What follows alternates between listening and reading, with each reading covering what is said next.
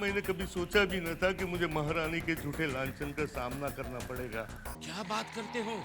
हमारे गांव की मिट्टी के सम्मान के साथ खिलवाड़ हो रहा है। ये हमारी तरफ से एक छोटी सी भेंट। ये क्यों नहीं कहता कि तुम महारानी के पास गया था? बेटे से बिछड़ जाने के बाद हम तो कब के टूट चुके होते।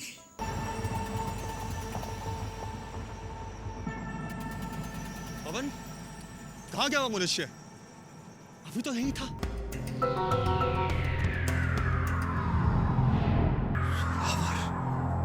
और पंथी? इससे पहले कि वो आदि मानव आकर मुझे अपना भोजन बना ले, मुझे यहाँ से छुड़ा कर कहीं दूर ले चली। मूर्ख हो तुम तो कह रहे थे कि वो घोड़ा नहीं, कोई मायावी शक्ति है। हम चंद्रमुखी के राज्य के निवासी नहीं हैं।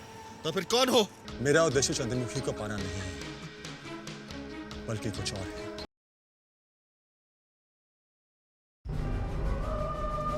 कुछ और है? चंद्रमुखी के राज्य की ओर जाने वालों का उद्देश्य केवल एक होता है वनराज, चंद्रमुखी को पाना। तो फिर तुम्हारा क्या उद्देश्य हो सकता है? मेरा उद्देश्य है चंद्रमुखी के फूल को पाना। मेरे पिताश्री की दृष्टि को लौटाने का एक ही उपाय रह गया है, वो है चंद्रमुखी का फूल। उस फूल को पाना ही मेरे जीवन का लक्ष्य है। लक्ष्य बहुत कठिन है वनराज। रूपनगर के पथ में तुम्हें सैकड़ों कठिनाइयों का सामना करना पड़ेगा। चंद्रमुखी के पहरेदार दिन रात पहरा देते हैं। उन सब से निपटने के पश्चात ही तुम्हें सफलता की देवी का आशीर्वाद मिल सकता है। मुझे मेरी मां का आशीर्वाद मिल चुका है। अब मुझे कोई भी शक्ति नहीं रोक सकती। ये मेरा अटल विश्वास है। तुम्हारा विश्वास देखकर हमारा विश्वास भी वापस आ गया वनराज। इन भयानक जंगलों में उन्हें ढूंढते ढूंढते हमारा विश्वास डगमगा गया था। तो तुम अपने बड़े भाई को ढूंढने निकले? हाँ वनराज, हमारे बड़े भाई विजेंद्र सिंह अनेक राजाओं के समान चंद्रमुखी को पाने की लालसा लेकर रूपनगर के पथ पर निकले थे और कभी वापस लौट कर नहीं आए।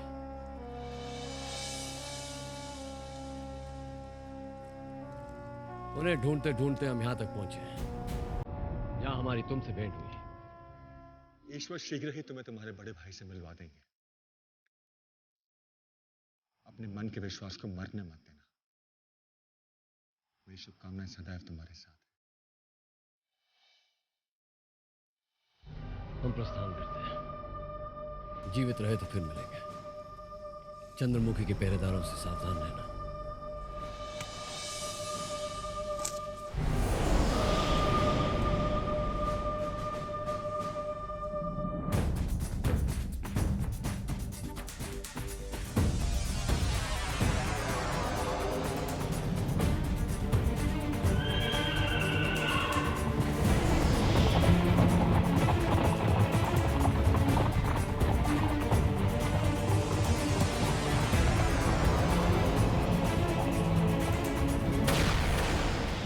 बात है नागराज, आज तुम बिना सूचना के ही आ गए। सब कुशल मंगल तो है? महामंत्री जी, यदि सब कुछ कुशल मंगल होता तो मैं यूं इस तरह अचानक नहीं आता। महामंत्री जी, मंत्रीवर पर यदि आपने अपनी दृष्टि नहीं जमाए रखी ना और यूं ही विश्वास करते रहे तो एक दिन आप और आपके पुत्र कुंवर धुआं सिंह जी पर किसी भी समय कोई भारी संकट आ सकता है। भारी संकट आ सकता है? वो कैसे? आज तुम्हारे मंत्रीवर रणवीर सिंह ने हमारे विरुद्ध ऐसा क्या कार्य कर दिया जो तुम अपने दाता के ही विरुद्ध हो गए हो? क्षमा कीजिए महामंत्री, मैं उनके विरुद्ध नहीं हूं, परंतु मैंने सदा आपका साथ देने और आपके विश्वास को ना तोड़ने की सौगंध खाई है। बस उसी का पालन कर रहा हूं और इसलिए मंत्रीवर की सच्चाई बताने के लिए मैं आपके पास चला आया। अच्छा, तो ये बात है। फिर बताओ तुम्हारे मंत्रीवर रणवीर सिंह की सच्चाई क्या है? अगर हम तुम्हारी सूचना से संतुष्ट हुए तो मंत्रीवर को उचित दंड जरूर देंगे। महामंत्री जी, मुझे अपने विश्वसनीय सूत्रों से पता चला है कि मंत्रीवर रणवीर सिंह जी आपके विरुद्ध कोई ऐसा षड्यंत्र रच रहे हैं जिससे आपका तख्ता पलट जाएगा और आप अपनी शक्तियों से हीन हो जाएंगे। ये क्या बात कर रहे हो नागराज? मंत्रीवर रणवीर सिंह वर्षों से हमारे विश्वास पात्र रहे हैं, फिर अभी अचानक वो हमारे विरुद्ध कैसे हो सकते हैं? नहीं नहीं, तुम दोबारा जांच परख करके देख लो। अगर तुम्हारी सूचना सही नहीं हुई तो तुम्हें मृत्यु दंड भी हो सकता है। जानता हूँ महामंत्री जी, जानता हूँ। इसीलिए सब कुछ जांचने परखने के पश्चात ही मैं आपके सामने अपना शीश झुकाने आया हूँ। यदि मेरी बात मिथ्या है तो आप मेरा यह शीश कटवाकर कहीं भी फेंकवा दीजिए। मैंने बरसों आपका नमक खाया है और मरते दम तक मैं इसका पालन करता रहूंगा। और यदि आप चाहें तो आप स्वयं मंत्रीवर की गुप्त जांच करवाकर इस सच्चाई का पता लगा सकते हैं महामंत्री जी। मंत्रीवर के षड्यंत्रों की गुप्त जांच तो हम करवाएंगे, और अगर मंत्रीवर दोषी पाए गए तो उनकी मृत्यु निश्चित है। लेकिन ये योजना हमें गुप्त रखनी होगी ताकि रणवीर सिंह को संभलने का लाभ न मिल सके। जांच के दौरान हम रणवीर सिंह को अपनी सीमाओं से दूर किसी जंगल में भेज देंगे और किसी ऐसे कार्य में उलझा देंगे जिससे कि वो शीघ्रता से अपने महल में लौट ना सके। हम अभी इसी वक्त उसे पदमुक्त करते हैं, लेकिन नागराज, जब तक सच्चाई सामने न आए तब तक महाराज के कानों पर अपने षड्यंत्रों की भनक तक पड़ न सके। ये तो आपने अति उत्तम निर्णय लिया है महामंत्री जी, अति उत्तम। आपका ये निर्णय सुनने के बाद मेरे मन पे जो बोझ था वो सारा उतर गया है। परंतु फिर भी मुझे सामने एक विकट समस्या खड़ी दिखाई देती है। मंत्रीवर के महल में ना होने पर जब महाराज हमसे उनके बारे में पूछेंगे तो हम उन्हें क्या उत्तर देंगे? उसका भी समाधान मैंने खोज लिया है नागराज। रणवीर सिंह के रिक्त पद को भरने के लिए हमारा विश्वास पात्र रत्न राजवीर सिंह हमने चुन लिया है। तुम शीघ्र ही राजवीर सिंह के पास जाओ और तुरंत उसे हमारे पास ले आओ। जाओ। मैं आपकी आज्ञा का भी पालन करता हूँ।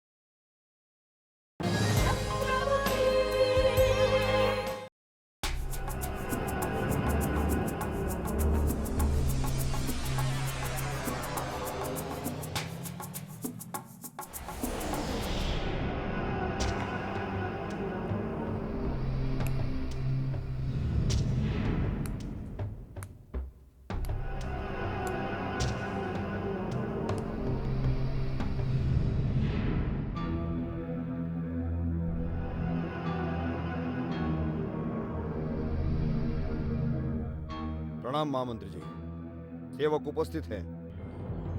आदेश दीजिए, रूपनगर के किस शत्रु को परलोक भिजवाना है? किसी एक शत्रु को नहीं, अनेक शत्रुओं को परलोक भिजवाना है राजवीर, क्योंकि इस रूपनगर को हम एक संपूर्ण शमशान के रूप में देखना चाहते हैं। ये तो अति प्रसन्नता की बात है महामंत्री जी, क्योंकि महल में सोई हमारी तलवार लंबे समय से रक्त की प्यासी है। यदि आप आदेश दें तो रूपनगर के पथ में शवों को बिछवाने का शुभ कार्य हम अभी प्रारंभ करवा दें। नहीं राजवीर सिंह, नहीं, अभी ये शुभ अवसर आया नहीं है, क्योंकि अभी भी हमारी शक्तियां महाराज की तुलना में थोड़ी सी कम है।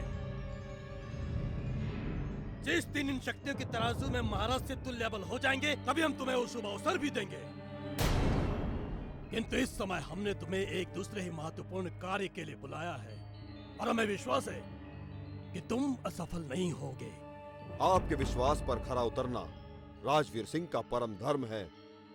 यदि आप आदेश दें तो हमारे बलिष्ठ कंधे नए कार्य का भार उठाने के लिए मचल रहे हैं। तुम्हें पूर्व मंत्रीवर रणवीर सिंह का सिंहासन संभालना है। ओह, तो रणवीर सिंह को आपने पदमुक्त कर दिया? हाँ, हमने उसे पदमुक्त कर दिया क्योंकि उसकी स्वामी भक्ति पर हमें संदेह था। संदेह? परंतु रणवीर सिंह आपके चरणों का परम भक्त था महामंत्री जी। फिर उसने ऐसी क्या मूर्खता की जो आपको यह निर्णय लेना पड़ा? रणवीर सिंह ने सोने की उस थाली में छेद करने का प्रयास किया जिस थाली ने उसका पेट भरा। वो मूर्ख तो ये भी भूल गया था कि बेटा बाप से कितना भी बड़ा क्यों ना हो, बाप के कद के सामने बेटे का कद हमेशा छोटा ही रहता है। और इसीलिए हमने उसे अपने राज्य की सीमा से दूर किसी जंगल में भेज दिया है। अब रणवीर सिंह के सिंहासन पर तुम बैठोगे और हमारे षड्यंत्र के रथ को भी तुम ही खींचोगे। आपने हमें इस योग्य समझा ये हमारे लिए अति सम्मानजनक है। यदि आपके विश्वास पर खरा उतरने के लिए हमें अपना शीश भी कटवाना पड़े तो हम अपने आप को धन्य समझेंगे। पर कभी रणवीर सिंह लौट आया तो वो हमसे ईर्ष्या तो नहीं करेगा? ऐसा ना हो कि घर का भेदी ही घर की लंका को जला जाए। राजवीर सिंह, तुम शायद बोल रहे हो कि सोचना दाता का काम है और उस पर चुपचाप अमल करना, उसका पालन करना दास का काम है। क्षमा करना महामंत्री जी, भूल हो गई। आशीर्वाद दीजिए महामंत्री जी कि आपके चरणों में हमारा शीश झुका रहे और सदैव आपकी दया दृष्टि हम पर बनी रहे। जाओ राजवीर सिंह, जाओ, सदैव शत्रुओं का रक्त बहाओ। हमारा आशीर्वाद तुम्हारे साथ है, जाओ।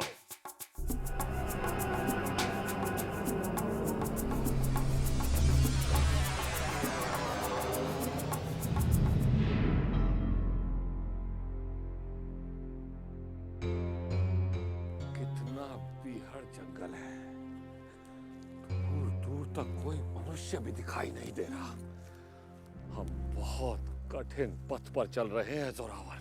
कठिनाइयां झेलकर आगे बढ़ने वालों को सदा विजय श्री प्राप्त होती है युवराज, और मुझे पूर्णतः विश्वास है कि विजय श्री के रूप में आपको राजकुमारी चंद्रमुखी मिलने वाली है। बस आप आगे बढ़िए। अश्व के बिना हम आगे नहीं बढ़ सकते जोरावर। चल चल के हमारे पैर फूल चुके हैं। और इस जंगल में इतनी शांति क्यों है? क्या सारे पशु पक्षी मृत्यु को प्राप्त हो चुके हैं? ऐसा नहीं युवराज, यदि आप क्रोधित ना हो तो मैं बताऊं ऐसा क्यों हो रहा। शीघ्र बताओ, बार बार पूछ के हमारा समय नष्ट न करो। जी युवराज, आप जैसे चक्रवर्ती सम्राट को देखकर जंगल के पशु पक्षी भयभीत हो गए और छुप कर बैठ गए हैं। आपकी वीरता और आपके शौर्य की चर्चा केवल और केवल अलकापुरी तक सीमित नहीं है, अभी तो सारे संसार में फैल गए हैं युवराज। इसीलिए तो सारे हिंसक पशु पक्षी भी चुपचाप होकर बैठ गए हैं। शाबाश जोरावर, शाबाश। आज बहुत दिनों के बाद तुमने बुद्धिमानी की बात कही है। वैसे तुम हो तो बहुत बुद्धिमान, लेकिन इस बुद्धि का उपयोग करने में बहुत आलस करते हो। नहीं नहीं, आज के उपरांत कोई आलस्य नहीं होगा। तो फिर चलें युवराज या विश्राम करें? चलना तो हम चाहते हैं, लेकिन चलने की हिम्मत हमारे पैरों में नहीं है। तो फिर क्या करें युवराज? ऐसे खड़े खड़े तो आपको चंद्रमुखी प्राप्त नहीं होने वाली ना। तो तुम खड़े खड़े हमारा मुख क्या देख रहे हो? जाओ और जाकर हमारी प्यास बुझाने का कोई उपाय करो। ढूंढो, कोई ना कोई झील या झरना अवश्य होगा, पानी लाओ। ये आप क्या कह रहे हैं युवराज? ऐसे बीहड़ में जल? आप मेरे साथ चलें। रास्ते में कोई झील या झरना दिखाई दे तो आप स्वयं अपनी प्यास बुझा लें, अन्यथा आपको जल लाकर देने के लिए तो मेरे पास कोई जल पात्र भी नहीं है। तो फिर इस चुल्लू में भर कर ले आना, लेकिन दोबारा हमारे दिए हुए आदेश का उल्लंघन मत करना, वरना हम तुम्हारा ये शीश काट कर इस जंगल की मायावी शक्तियों को भेंट चढ़ा देंगे। क्षमा युवराज, क्षमा। आज के उपरांत आपके सामने आपका ये सेवक कभी नेत्र उठाने की चेष्टा भी नहीं करेगा ना। तो जाओ। जा रहे हैं युवराज, किंतु आप अपना ध्यान रखिएगा। जाओ।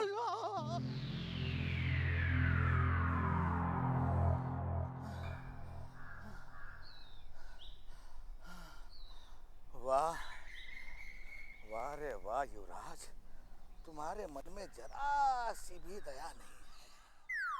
जरा सी भी दया नहीं। सेनापति बना दिया, ऐसा गुण लगाया मेरी कोहनी पर, न चाटते बनता है न खाते बनता है। ऊपर से जा पानी लेकर आज जोरावर। सोचा था युवराज के साथ चंद्रमुखी के महल में जाकर उसकी सुंदर सुंदर दासियों के साथ प्रेम का पासा फेंकूंगा, लेकिन यहाँ महल तो दूर, यहाँ तो दूर दूर तक जंगल ही समाप्त नहीं हो रहा।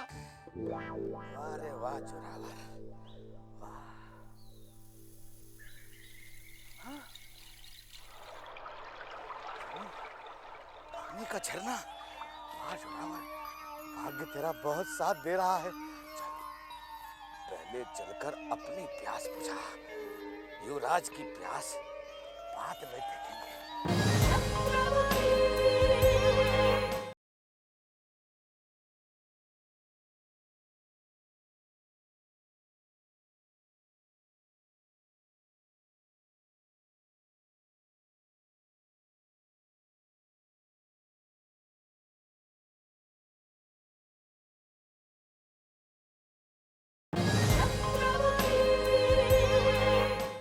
पहले चलकर अपनी प्यास बुझा, युवराज की प्यास बाद में देखेंगे।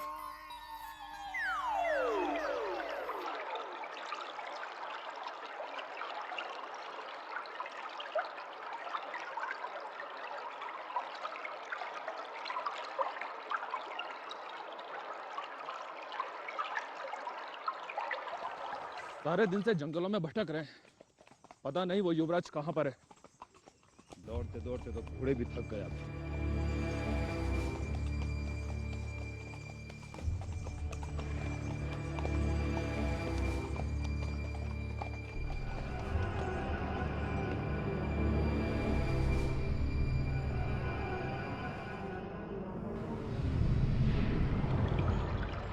महामहिम, वो देखे, कोई मनुष्य दिखाई दे रहा है। हाँ, कोई मनुष्य तो लगता है। मिल गया महामहिम, जिसकी खोज में हम सारे दिन से जंगलों में भटक रहे हैं, वो युवराज हमें मिल गया। नहीं नागराज, कोई युवराज तो नहीं लगता, अपितु कोई भिक्षुक लगता है। उसके वस्त्र और अवस्था तो कोई भिखारी जैसे लगती है। देखो, जल कैसे पी रहा है जैसे कभी जल देखा ही ना हो। हाँ, आप ठीक कह रहे हैं। भाग्य का सताया हुआ कोई भिक्षु लगता है। उसको बुलाकर उसी से पूछ लेते हैं। है पथिक! पथिक!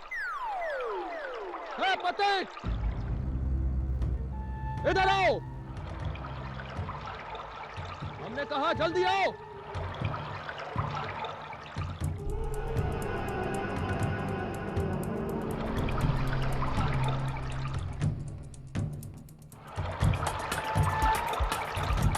हमने कहा जल्दी आओ!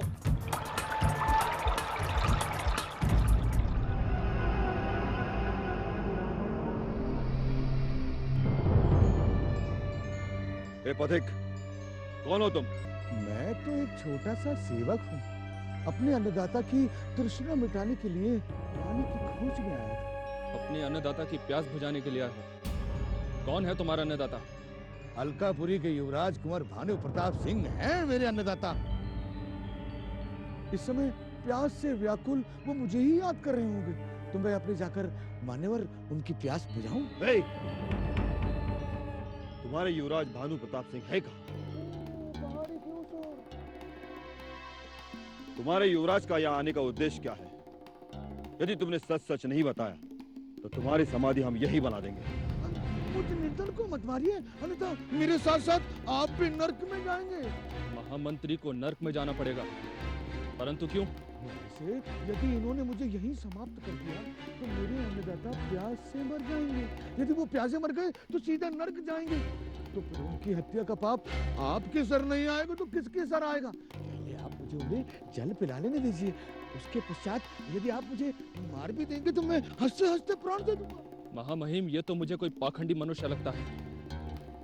ये अपने प्राण बचाने के लिए हमें मूर्ख बनाने का प्रयत्न कर रहा है। हम जानते हैं नागराज, ये बेचारा अपने मृत्यु के भय से प्राण बचाने की चेष्टा कर रहा है। देखो पथिक, डरो मत, हम तुम्हारे शत्रु नहीं हैं। हम राजकुमारी चंद्रमुखी के पहरेदार हैं। हमें सत्य बताओ, तुम्हारा कुछ नहीं बिगड़ेगा। क्या? चंद्रमुखी के पहरेदार? तो आपने पहले क्यों नहीं बताया? हमारे युवराज तो चंद्रमुखी के दर्शन करने के लिए इतनी लंबी यात्रा करके यहाँ पधारे हैं। तुम्हारे युवराज हमारी राजकुमारी जी के विशेष अतिथि हैं, जिसकी अगवानी के लिए चंद्रमुखी जी ने हमें भेजा है। राजकुमारी चंद्रमुखी ने आप पहरेदारों को हमारी अगवानी के लिए भेजा है? हाँ पथिक, हम यहाँ पर आपके युवराज का स्वागत करने के लिए सारे दिन से जंगलों में भटक रहे हैं। आप एक बार हमारे साथ महल में तो चलिए, फिर देखिए राजकुमारी से पहले हमारे महामहिम आपके युवराज का कैसा स्वागत करते हैं। क्यों महामहिम? तुम ठीक कह रहे हो ना। इस युवराज की खोज ने हमें बहुत भटकाया है। अब हम अपनी पूरी थकान इस पथिक के युवराज पर उतारने वाले हैं। पथिक, चलो तुम्हारे युवराज के पास।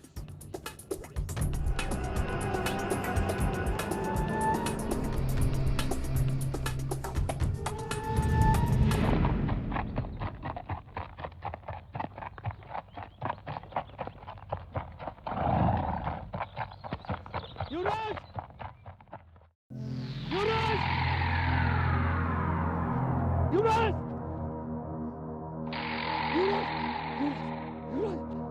वो देखिए, मैं आपके लिए कितने सेवक लेकर आया। वैसे तो ये सब राजकुमारी चंद्रमुखी के सेवक हैं, किंतु कुछ ही दिनों में ये सब आपके सेवक होने वाले हैं। ये तुम क्या कह रहे हो जोरावर? हम कुछ समझ नहीं पा रहे। हमने तो तुम्हें जल लाने के लिए भेजा था। तुम इन सबको कहां से और कैसे ले आए? वो सब मैं आपको किसी और पल बताऊंगा।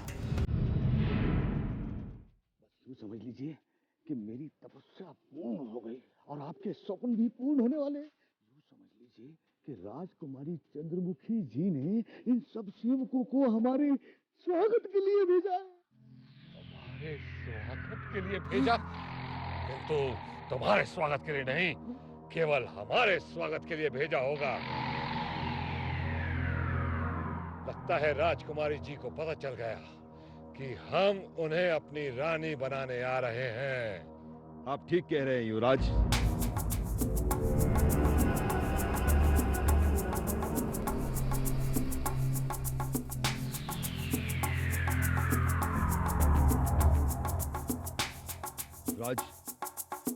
राजकुमारी जी ने हमें आदेश दिया है कि हम आपको सम्मान पूर्वक उनके राजमहल तक पहुंचाएं। क्या?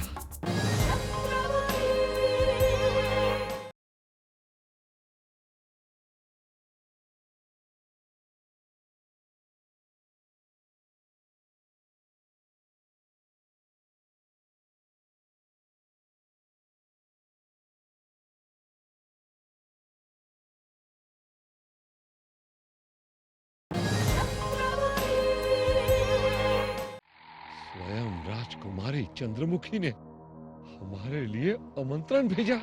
हाँ युवराज, आपके स्वागत के लिए राजकुमारी चंद्रमुखी के पूरे राज्य को गुलाब और चंपा के फूलों से सजाया गया। और आपके आने का समाचार मिलते ही चंद्रमुखी के राज्य के वासी नाच गाकर उत्सव मनाने लगे हैं। देखा जोरावर, इसे कहते हैं सच्चा प्रेम।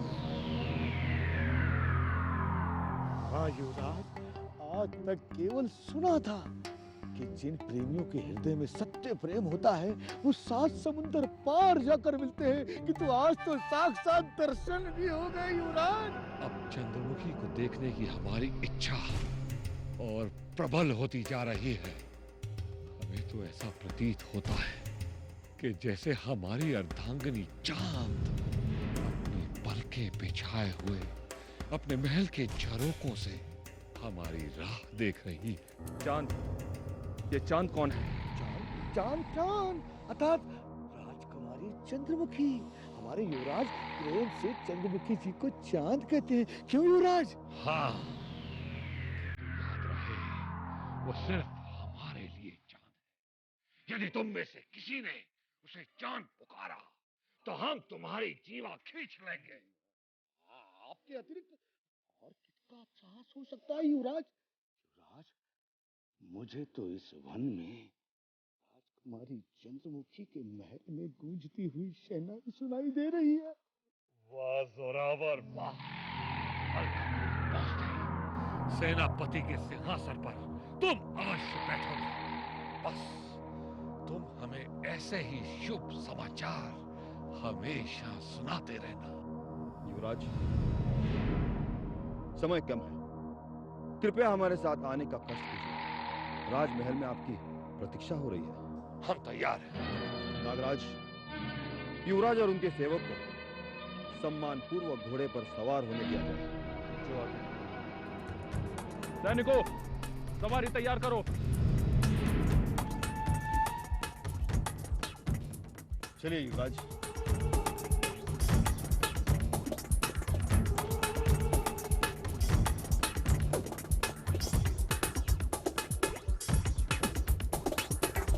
आइए युवराज।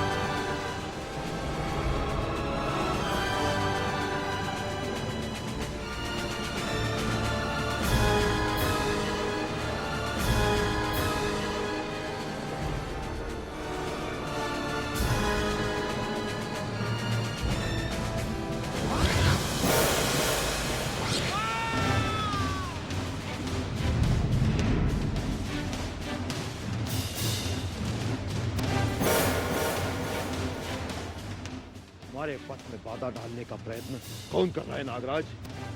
कहीं ये डाकू दुर्गेश्वरी तो नहीं? आपने ठीक कहा महामहिम। आप जैसे महाबली को ललकारने का साहस दुर्गेश्वरी के अतिरिक्त और कौन कर सकता है? दुर्गेश्वरी? ये दुर्गेश्वरी कौन है? ये एक महिला डाकू है, परंतु आप घबराई नहीं युवराज, हम अभी उसे ललकारते हैं। अरे कायरों के समान पहाड़ों के पीछे से कौन तीर चला रहा है? साहस है तो सामने आओ। ये क्या? आपके राज्य में कोई स्त्री डकैत बन जाती है? हमारे राज्य की कोई स्त्री किसी पराये मनुष्य को नेत्र उठाकर भी नहीं देखती। दुर्गेश्वरी, यदि हाथों में तीर कमान उठाने का साहस रखती हो तो पहाड़ों की ओर से क्यों तीर साध रही हो? शेरनी का दूध पिया है तो मैदान में आओ। बुरा मत मानिएगा मान्यवर, हमारे युवराज के भय से आपकी डाकू दुर्गेश्वरी युवराज के सम्मुख नहीं आएगी। क्यों युवराज? हाँ, तुम ठीक कह रहे हो जोरावर। भला एक स्त्री हमें अपना मुख कैसे दिखा सकती है, और वो भी इस रण क्षेत्र में?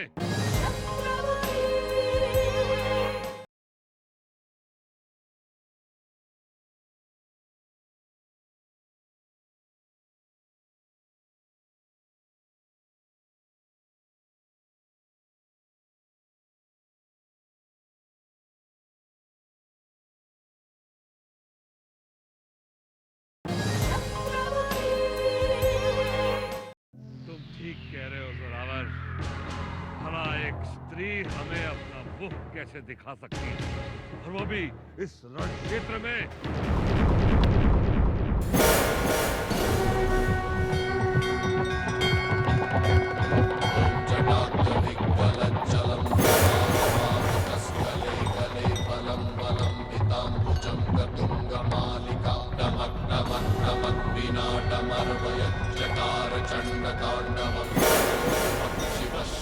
शिव शिव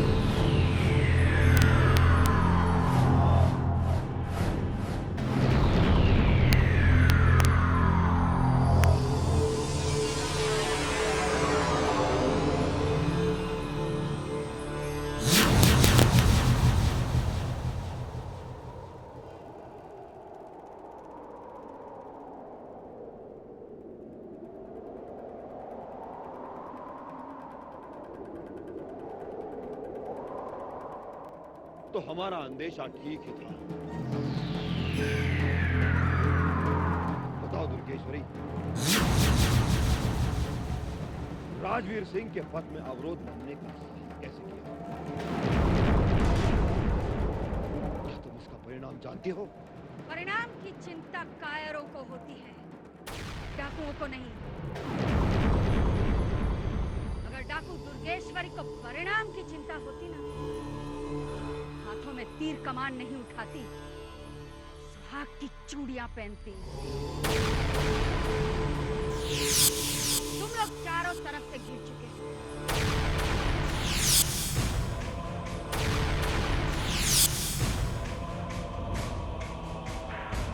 अगर तुमने या तुम्हारे सैनिकों ने एक भी बार किया तो मेरे साथी डाकू सैकड़ों तीर मारकर तुम सबको समाप्त कर देंगे। देख लिया ना, मृत्यु के दूत तुम्हारा स्वागत करने के लिए कैसे खड़े। क्या चाहती हो तुम? विजेंद्र सिंह, मुझे विजेंद्र सिंह चाहिए। तुम मुझे मेरा प्रथम प्रेम लौटा दो और मैं तुम्हें जीवन दान दे दूंगी। बोलो, सौदा करते हो या मृत्यु का वरण? अरे सामने किसी शेर में भी दहाड़ने का साहस नहीं होता। तुम जानती नहीं कि हम कौन हैं? आप अलकापुरी के युवराज भानु प्रताप सिंह। ये आपका दाहिना हाथ जोरावर सिंह। वाह युवराज वाह, ये आप ही को नहीं अभी तो हमको भी जानती है। ऐसी समझदार महिला डाकू मैंने जीवन में पहले कभी नहीं देखी। ये हमें क्यों नहीं जानेगी? रूपनगर से लौटने के बाद हम चक्रवर्ती सम्राट बनने वाले हैं। इस पृथ्वी के चप्पे चप्पे पर हमारा साम्राज्य होगा। ठीक कहा युवराज।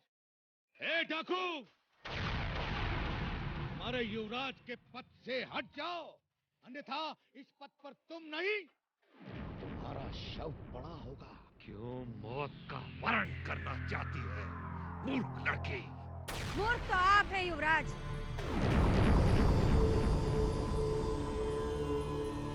अभी तक ये भी नहीं समझ पाए कि राजवीर सिंह और उसके सैनिक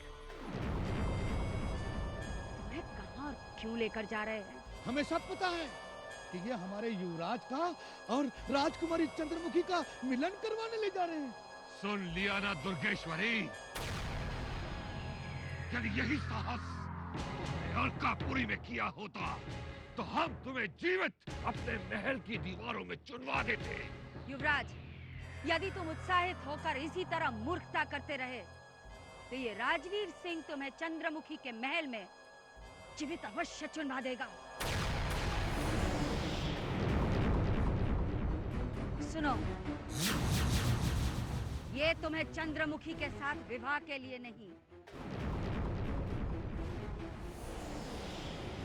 बल्कि बंधक बनाने के लिए ले जा रहा है। बंधक?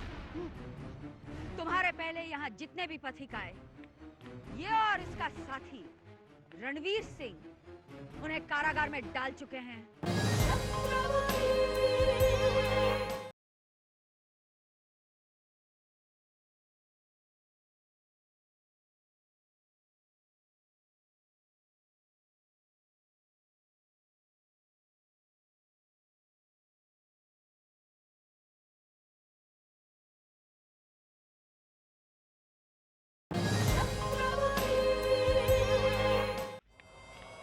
इसका साथी रणवीर सिंह उन्हें कारागार में डाल चुके हैं।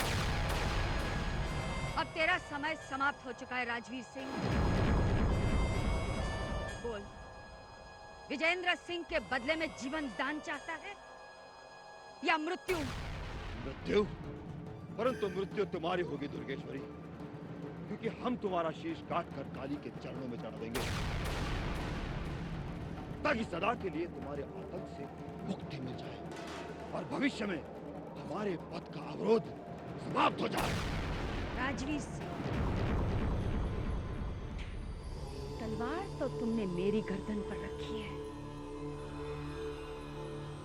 पर लहू तुम्हारी गर्दन से बहेगा।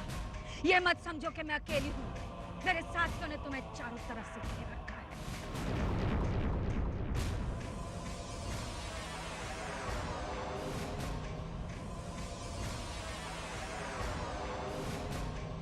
परंतु तुम्हारे साथियों के आने से पहले हम तुम्हारे प्राण छीन लेंगे दुर्गेश्वरी।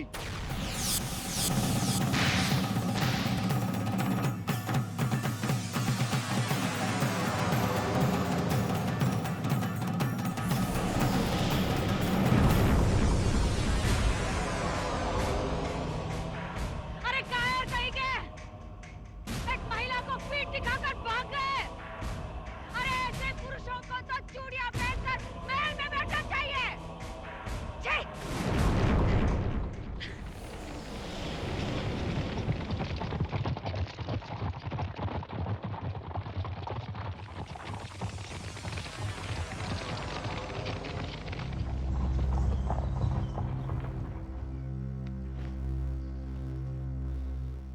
राजवीर सिंह बहुत भाग्यशाली निकला, जो इस बार भी मृत्यु के मुख से बच निकला।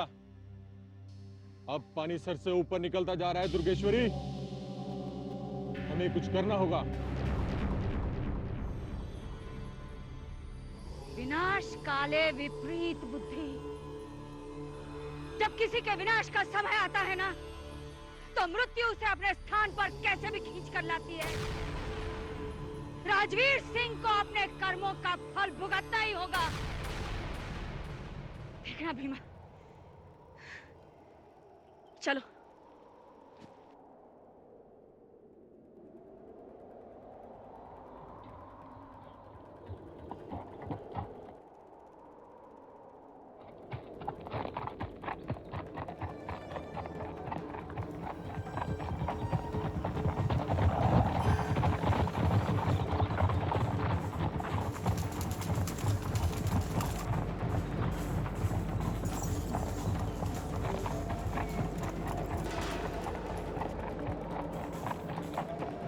पथिक आ रहा है भीमा।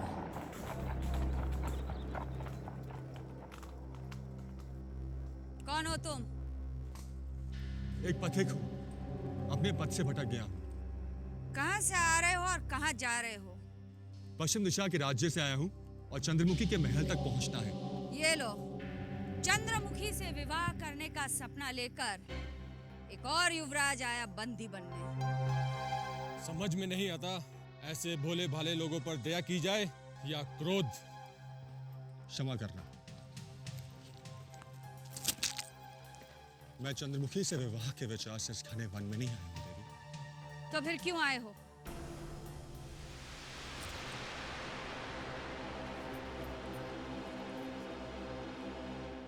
यहाँ जो भी आता है चंद्रमुखी से विवाह करने की लालसा लेकर ही आता है। मैं चंद्रमुखी से विवाह करने की लालसा से नहीं आया हूं, किंतु उस फूल को पाने आया हूं जो चंद्रमुखी के महल के वन के सिवाय इस संसार में और कहीं नहीं खिलता। चंद्रमुखी के फूल को पाना चाहते हो, परंतु क्यों? अगर नहीं बताऊं तो फिर मेरी ये तलवार तुम्हारा सर धड़ से अलग भी कर सकती है पथिक। कोई भय नहीं।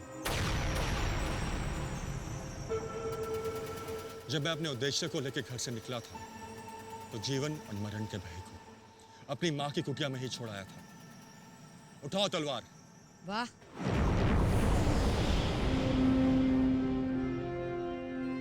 सुंदर तो तुम हो ही, निडर भी हो। तुम्हारे मुख पर छाई शांति बताती है कि बहादुर के साथ साथ तुम सच्चे भी हो। क्या आप मुझे चंद्रमुखी के महल का पथ बता सकती हैं? बता तो सकती हूँ, क्योंकि तुम्हारा उद्देश्य सच्चा है। लेकिन क्या एक डाकू के बताए पथ पर तुम्हें विश्वास होगा? मैं एक डाकू हूँ, डाकू दुर्गेश्वरी। दुर्गेश्वरी? क्यों, विश्वास नहीं होता? या फिर मेरा नाम सुनकर भयभीत हो गए? भयभीत नहीं, अत्यधिक प्रसन्नता हुई है। मुझे यकीन नहीं हो रहा कि इस संकट की घड़ी में आप मुझे यहाँ मिल जाएंगे। जब मैंने यात्रा प्रारंभ की थी तो देवधर बाबा ने मुझे आपका नाम लिया था और कहा था यदि मैं किसी संकट में फंस जाऊं तो आप मेरी सहायता जरूर करेंगी। देवधर बाबा? तो तुम देवधर बाबा को जानते हो? भली बात है सर, वो मेरे लिए मनुष्य नहीं देवता है। यदि ऐसी बात है तो तुम्हारी सहायता करना मेरा प्रथम धर्म है। धन्यवाद देवी। मेरा नाम वनराज है। वनराज, अगर हमसे कोई भूल हो गई हो तो हमें क्षमा करना। हमने तुम्हारा स्वागत तीर कमान से किया था, परंतु अब तुम हमारे अतिथि हो और अतिथि भगवान का स्वरूप होता है। ये बात देवधर बाबा ने ही हमें सिखाई थी। थक गए होगे, चलो हमारे गुप्त स्थान पर चल के थोड़ा विश्राम कर लो। नहीं देवी, विश्राम करना समय नष्ट करना होगा। आप केवल मुझे चंद्रमुखी के महल का पथ बता दें। हम तुम्हें बताएंगे ही नहीं, अभी तो वहां तक पहुंचा भी देंगे।